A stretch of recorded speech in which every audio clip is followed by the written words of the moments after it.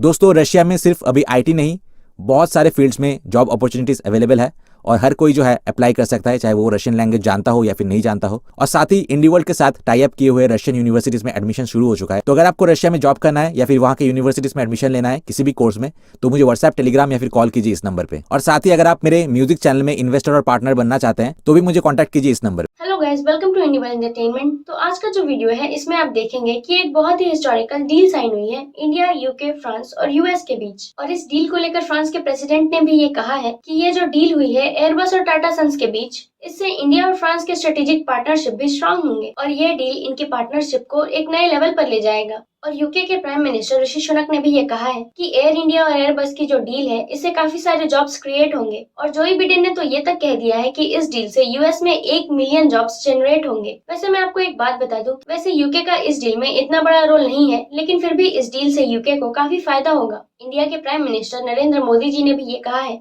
कि एयरबस और air India की ये डील हिस्टोरिक है। पहले एयर इंडिया एक गवर्नमेंट कंपनी थी और गवर्नमेंट ने इसे बेच दिया और अब ये एक प्राइवेट कंपनी है जो कि टाटा ग्रुप्स की है। और अब इंडिया अपनी फ्लीट में 500 एयरक्राफ्ट ऐड करेगा, जिसमें से 470 एयरक्राफ्ट ये खरीदने वाले हैं और 30 लीज पर लेने की बातें हो रही हैं। इस डील को करने की बातें तो काफी टाइम से चल रही थी, लेकिन इस डील को साइन होने में 1 साल का समय लग गया। ये डील हिस्टोरिकल डील इसलिए है क्योंकि एक इंडियन कंपनी ने एयरप्लेन्स खरीदने का इतना बड़ा ऑर्डर दिया है और ये डील टाटा इंडियन कंपनी के कॉन्फिडेंस को दिखाता है। और इस डील से काफी सारे लोगों को जॉब्स भी मिलेंगी और इस डील से आने वाले 5 से 10 सालों में इंडिया का मार्केट ग्रोथ काफी ज्यादा बढ़ जाएगा और इंडिया को काफी प्रॉफिट होगा, जो कि इंडिया के लिए और इंडिया के डेवलपमेंट के लिए काफी अच्छी बात है। तो चलिए हम सभी ये वीडियो देखते हैं और वीडियो देखने के बाद हम काफी सारे इंटरेस्टिंग कमेंट्स भी पढ़ेंगे।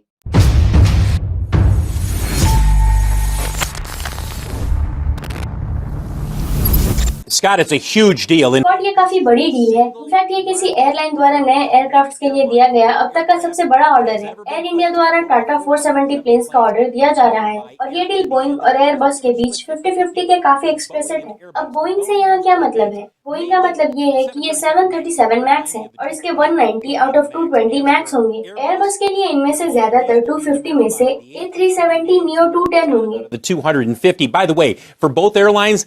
वैसे दोनों एयरलाइंस या दोनों कंपनीज के लिए इन एयरक्राफ्ट के लिस्ट प्राइसेस, अगर वो लिस्ट प्राइसेस पर बेचे जाएं, जो कि रेयर है, तो पर ईच $35 बिलियन तक आता है। वो कितना जरूरी है? वो बोइंग के बैकलॉग का 4% और एयरबस के बैकलॉग का 3% है। ये इन दोनों कंपनीज के लिए काफी बड़ी डील है। Huge deal for both of these companies, and it's also a huge deal for the. और सप्लायर्स के लिए भी एक बड़ी डील है। जी पर एक नजर डालिए, वो लीप इंजन को अपने CFM जॉइंट वेंचर का हिस्सा बनाते हैं। That CFM LEAP engine. उनमें से 800 से ज्यादा CFM लीप इंजन्स के ऑर्डर एयर इंडिया के लिए इसका हिस्सा बनने वाला है। लीप इंजन्स के लिए बैकलॉग का 8% है और हमारे पास स्पिरिट एरो सिस्टम भी है। वो 737 मैक्स के लिए हवाई जहाज का ढांचा बनाते हैं। ये एक बहुत ही बड़ी डील है। वो एयरबस के लिए कंपोनेंट्स भी बनाते हैं, इसीलिए उनके लिए कॉस्ट के मामले में उनके अलग मुद्दे हैं और वो जिन मुद्दों का सामना कर रहे हैं, ये भी एक बहुत ही बड़ी डील है। चलिए हम जल्दी बोइंग के शेयर्स पर एक नजर डालते हैं और मैं यहाँ आपको 2 साल का चार्ट दिखा रहा हूँ। हम आपको ये क्यों दिखा रहे हैं? क्योंकि आप एक ऐसी कंपनी को देख रहे हैं जो कि अब लेवल्स पर है, जो हमने 2021 के मिडिल से नहीं देखा है। याद रखिएगा कि वो इस साल 337 मैक्स के प्रोडक्शन रेट के मामले में 31वें महीने पर है। इवेंचुअली वो इसे बढ़ाने जा रहे हैं, चाहे वो इस साल के अंत में हो या अगले साल की शुरुआत में। रियल चैलेंज सप्लाई चेन्स होंगी। स्कॉट, हमने इसके बारे में पहले भी बातें की हैं और ये सिर्फ जी या स्पिरिट जैसे प्राइमरी वाले नहीं है, ये और भी लो है। उनके पास अपने प्रोडक्शन को बढ़ाने के लिए स्टाफिंग नहीं है ताकि उनके पास बोइंग और एयरबस को भेजे जाने वाले कंपोनेंट्स हो। रियल चैलेंज ये है कि क्या वो इसे अगले 1.5 सालों में बढ़ा सकते हैं, जो बोइंग और एयरबस दोनों के लिए जरूरी होगा। फिर मैं इसे अप्रिशिएट करता हूँ। फिर मैं एक और हेडलाइन देने जा रहा हूँ जिसमें मैंने अभी आपको देखा, जिसमें आपने फोर्ड को देखा था, जो एक पोटेंशियल बैटरी प्रॉब्लम्स के कारण इलेक्ट्रिक F-150 के प्रोडक्शन और शिपमेंट को रोक रहा था। और इस पॉइंट पर हम इससे ज्यादा कुछ नहीं जानते हैं और एसेंशियली इसका मतलब ये है कि वो इसकी जांच करने जा रहे हैं कि ये पोटेंशियल बैटरी इशू क्या है। वहाँ बैठकर और अच्छी तरह से ये कहना बहुत जल्दबाजी होगी कि F-150 लाइटनिंग के लिए ये टेरिबल न्यूज है। ऐसा हो सकता है कि ये एक एनोमली है जिसे उन्होंने बैटरी सेल या पैक स्ट्रक्चर के अंदर ढूंढा है और वो इसे बहुत जल्द ही ठीक कर सकते हैं। सर्टेनली आप प्रोडक्शन बंद नहीं करना चाहते हैं और आप शिपमेंट बंद नहीं करना चाहते हैं, लेकिन अगर ऐसा कुछ है जो कि वो रिलेटिवली क्विकली ठीक कर सकते हैं और ये एक बड़ी डील नहीं है, तो मुझे नहीं लगता कि आप एक फोर्ड चेयर पर एक बड़ी सेल ऑफ देखने जा रहे हैं। अगर ये कुछ ऐसा है तो ये एक पूरी तरह से अलग कहानी है। ये एक चार्ट है जिसे हम देख रहे हैं। तो थैंक यू, मैं इसे अप्रिशिएट करता हूँ और फोर्ड पर उस ब्रेकिंग स्टोरी के साथ रोलिंग करता हूँ जो हमारे बो को फिल करता है। लेकिन चलिए बोइंग के मालिकों से बात करते हैं। मैं पहले आपके पास जाऊंगा क्योंकि ये बोइंग और जीई है जिसके बारे में फिर बात कर रहे थे और आप दोनों ओनर हैं। हम दोनों ओनर हैं, इसीलिए ऑर्डर वास्तव में बोइंग स्टॉक को चलाते हैं और इसीलिए जाहिर तौर पर ये बहुत अच्छी खबर है। लेकिन पिछले हफ्ते ये अनुमान लगाया गया था कि उन्हें वैसे भी ये मिलने वाला है, इसीलिए मुझे नहीं लगा कि इस वजह से स्टॉक में एक तरह का म्यूटेड रिएक्शन देखने को मिल रहा है। लेकिन ऑर्डर फ्री कैश फ्लो चलाते हैं और यही स्टॉक वास्तव में ट्रेड करता है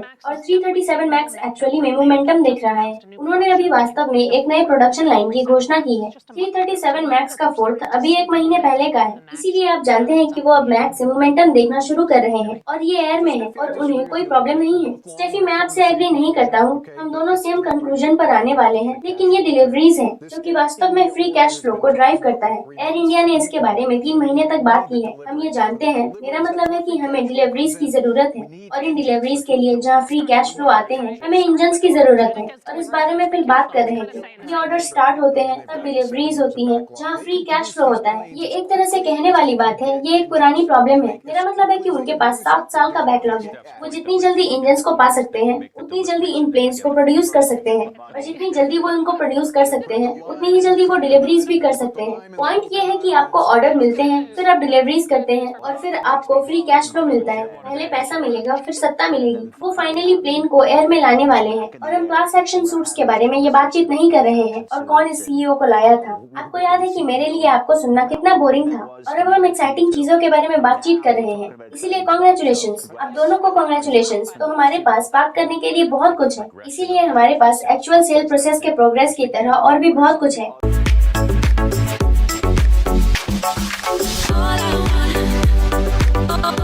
रिक गोल्डर ने कमेंट किया है, टाटा अमेज करने से कभी नहीं चूकता है। इस प्लेन्स के लिए इंडियन बिलियनियर कंपनी टाटा पे कर रही है और ये सब पॉसिबल हो रहा है तो इसके पीछे नरेंद्र मोदी जी का ही हाथ है। उन्होंने एयर इंडिया को प्राइवेटाइज किया और आज उनकी इक्विटी पूरी दुनिया में कहीं भी कभी भी टेबल टर्न कर सकती है। इंडिया जितना ग्रो करेगा उतना ही ज्यादा वर्ल्ड में पीस होगा। मॉडर्न वर्ल्ड में वायलेंस की कोई जगह नहीं है और इंडिया हमेशा से पीस के रास्ते पर चलता रहा है और पीस ही एक सही रास्ता है। और अब समय बदल रहा है, अब इंडिया यूएस और यूरोपियन कंट्रीज में जॉब्स क्रिएट कर रहा है और ये इकोनॉमिकल प्रोस्पेरिटी सिर्फ और सिर्फ इंडिया के प्राइम मिनिस्टर मोदी जी के कारण ही पॉसिबल हो पाया है।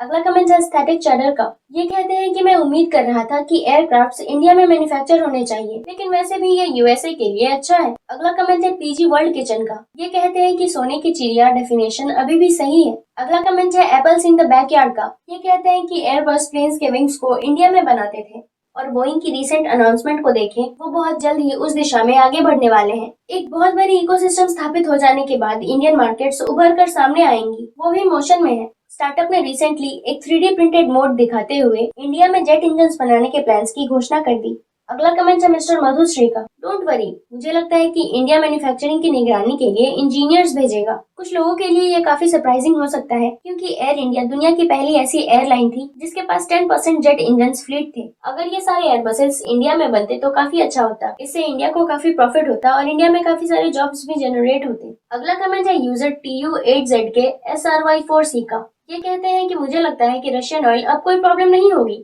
आई होप कि वो इस डील को लेकर भी उतना ही प्रचार करेंगे जितना कि उन्होंने रशियन ऑयल खरीदने को लेकर किया था। अगला कमेंट है शैन मिश्रा का। ये कहते हैं कि इंडिया, यूएस, फ्रांस और यूके के बेरोजगार नागरिकों को पैसे कमाने में मदद कर रहा है। एक डेवलप्ड कंट्री के लिए 10 लाख जॉब्स क्रिएट करने वाला एक डेवलपिंग कंट्री साबित करता है कि यूएस और चाइना के बाद अगले 10 सालों में इंडिया अगली वर्ल्ड पावर है। उम्मीद है कि जिन लोगों ने इंडियंस पर उनकी जॉब लेने का आरोप लगाया था वो अब अपना मुंह बंद रखेंगे। अगला कमेंट है रियत और हिरन पटेल का। ये कहते हैं कि इंडिया इज ग्रेट। इस डील के through India international airline markets को कैप्चर करना चाहता है जो कि क्वालिटी सर्विस प्रोवाइड करने से होगी और टाटा कंपनी ऐसा डेफिनेटली कर सकती है। अगला कमेंट है नेहल का। ये कहती है कि नॉर्थ अमेरिका में एज एन इंडियन यहाँ काफी सारे ऐसे लोग हैं जो ये कहते हैं कि इंडियंस उनकी जॉब चुरा रहे हैं। वो कभी एक के लिए भी अप्लाई नहीं करते हैं, गवर्नमेंट के बेनिफिट्स पर रहते हैं और पूरे दिन वीडियो गेम्स खेलते रहते हैं। अब मैं उन्हें ये बता सकती हूँ कि हम उनके लिए 1 मिलियन जॉब्स दे रहे हैं, वो भी उनकी अपनी कंट्री में। जय हिंद। इंडिया के इस डील से US, UK, France in countries की इकोनॉमीज को ग्रो करने में काफी हेल्प मिलेगी।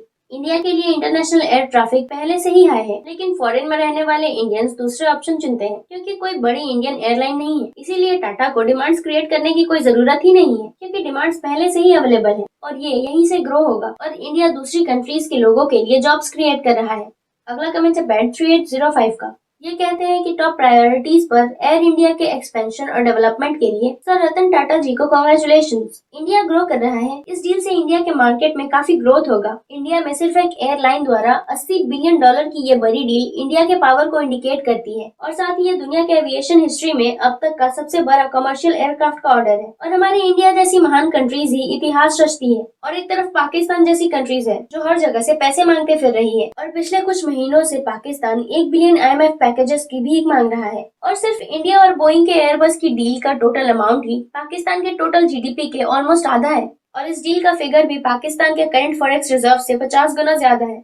अगला कमेंट है डिकैन का। मीनवाइल पाकिस्तान इस तरह का अमाउंट इस यूनिवर्स में एग्जिस्ट ही नहीं करता। अगला कमेंट है SPS 6 का। ये कहते हैं कि एयर इंडिया डील से US में 10 लाख से ज्यादा जॉब्स जनरेट हुई है। अगला कमेंट है 1982 का। ये कहते हैं कि ये ग्रेट इंडिया के रिवाइवल का समय है। जय भारत। तो आज के इस वीडियो में इतना ही, मिलते हैं अगले वीडियो में। Thank you.